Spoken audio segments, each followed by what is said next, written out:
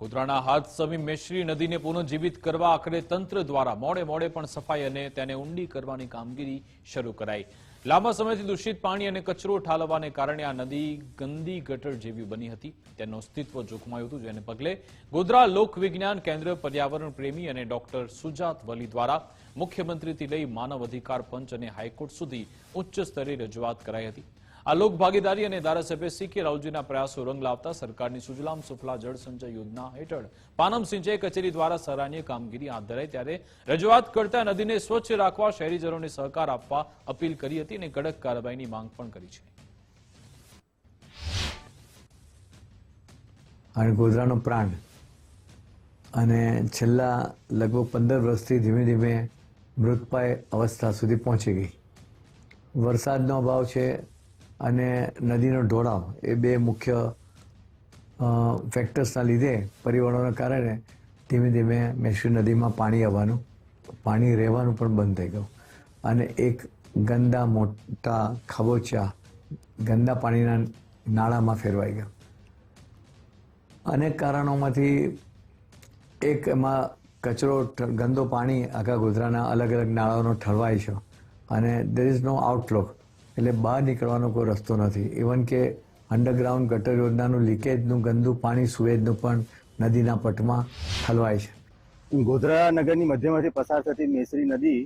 એ ખૂબ જ દયનીય હાલતમાં હતી, મૃતપ્રાય અવસ્થામાં આવી ગઈ હતી। એટલે તેના માટે જાગૃત નાગરિકોએ લોક વિજ્ઞાન કેન્દ્રના કાર્યકારી પ્રમુખ ડોક્ટર સુજાત વલી સાહેબે અનેક રજૂઆતો કરી હતી અને આ રજૂઆતોના પરિણામ સ્વરૂપે એક શરૂઆત થઈ છે કે સુજલામ સુફલામ યોજના અંતર્ગત આ નદીનું ડિપનિંગ કરવામાં આવે છે તથા તેમાં થયેલી ગંદકીને દૂર કરવામાં આવે છે અને એ ખરેખર આવકારદાયક છે। આ એક શરૂઆત છે અને બની શકે કે સરકારશ્રી વધુ રસ લઈને ભવિષ્યમાં આ નદીને ફરીથી પુનર્જીવિત કરી શકે છે।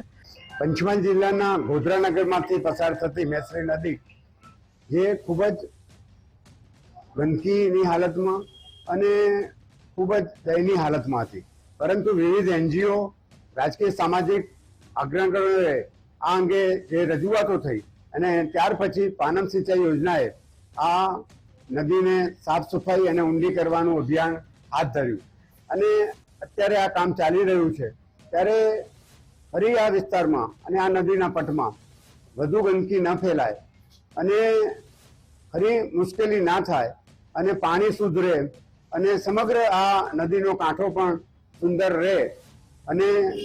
એ પરિસ્થિતિમાં સૌએ સહયોગ આપવો જરૂરી છે। પંચમહાલ જિલ્લાનું મુખ્ય મથક ગોધરા શહેર અને ગોધરા શહેરના મધ્યમાંથી પસાર થતી જે મેશ્રી નદી છે, એ મેશ્રી નદી શહેરીજનોના પાપે મૃતપાય અવસ્થામાં ફેરવાઈ ગઈ હતી, જેને લઈ સ્થાનિકો દ્વારા સંલગ્ન વિભાગને અનેકવાર મેશ્રી નદીની સાફ સફાઈ કરવા માટે અનેકવાર રજૂઆતો કરવામાં આવી હતી। ત્યારે હાલ સ્થાનિકોની રજૂઆતને લઈને હાલ જે મેશ્રી નદી છે તેની સાફ સફાઈ કરવાની જે કામગીરી છે તે હાલ પૂરજોશમાં ચાલી રહી છે। હાલ આપણે સીધા દ્રશ્યો બતાવવાનો પ્રયત્ન કરીશ કે ગોધરા શહેરમાંથી પસાર થતી આ જે મેશ્રી નદી છે અને મેશ્રી નદીમાં ગોધરા શહેરની જે ગટર લાઈનનું જે ગંદુ પાણી છે તે પાણી અને તેમજ શહેરીજનો દ્વારા આ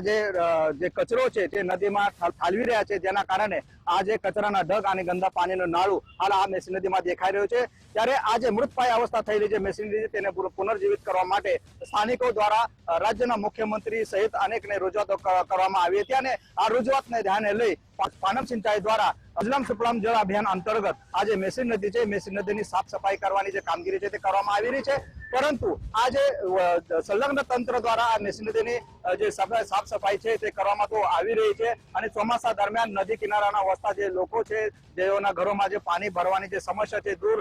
થશે, પરંતુ ગોધરા શહેરજનો પાછા આ જે નદીમાં ઠાલવતો જે કચરો છે તે બંધ કરવામાં ન આવે તો આ જે મેશ્રી નદી જે સાફ સફાઈ જે કરવામાં આવી રહી છે તેના પર પાણી ફરી વળશે તેવું હાલ સ્થાનિકો જણાવી રહ્યા છે અને આ નદીમાં ઠાલવતા ગંદા પાણી અને કચરો જે નાખવાનો જે છે તે બંધ કરવામાં આવે તેવી હાલ સ્થાનિકો માંગ કરી રહ્યા છે। Namdev Patil, Gujarat first news, Godhra, Panchmahal.